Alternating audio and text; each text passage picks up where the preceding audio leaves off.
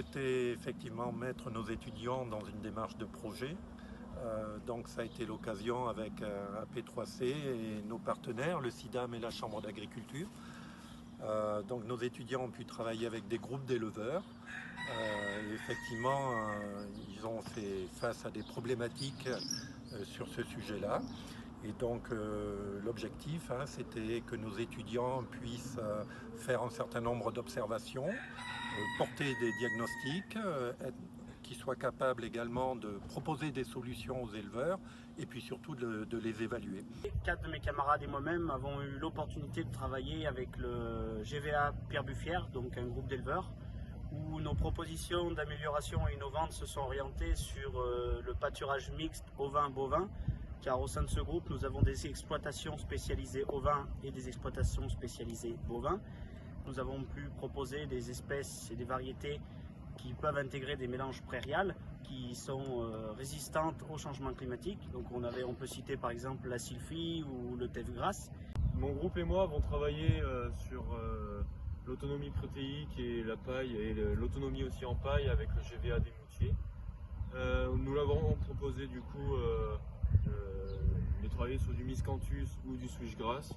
Et pour l'autonomie protéique, nous avons plutôt travaillé sur l'ensilage de tournesol immature. Dans le cadre de ce projet, moi et 4 de mes camarades, nous avons travaillé avec l'exploitation du lycée agricole Lévasé, qui se compose de 3 ateliers, un atelier bovin, ovin et porcin. Et donc du coup, nous avons proposé 4 pistes d'amélioration. Donc une piste pour la consommation d'énergie de l'atelier porcin, une piste pour améliorer l'autonomie protéique, l'autonomie en paille, donc ça fait 2 pistes, et enfin une piste pour adapter entre guillemets la génétique du troupeau au changement climatique.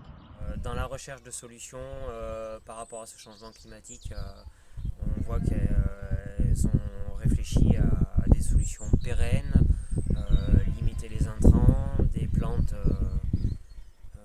résistantes, plus faciles à cultiver peut-être avec des conditions de plus en plus extrêmes. Le travail de groupe est toujours intéressant et de partager les points de vue permet d'avancer quand même plus vite que tout seul dans son coin. Donc le travail mené sur les 3 dernières années en relation avec AP3C a été très intéressant en tout point de vue de par les échanges qu'il a pu permettre aussi bien avec nous techniciens qu'avec les agriculteurs. Donc ils nous ont fait des propositions tout à fait intéressantes. Ils ont bien compris que travailler en groupe, ça restait la base et qui pour permettre de nombreux échanges toujours très intéressants.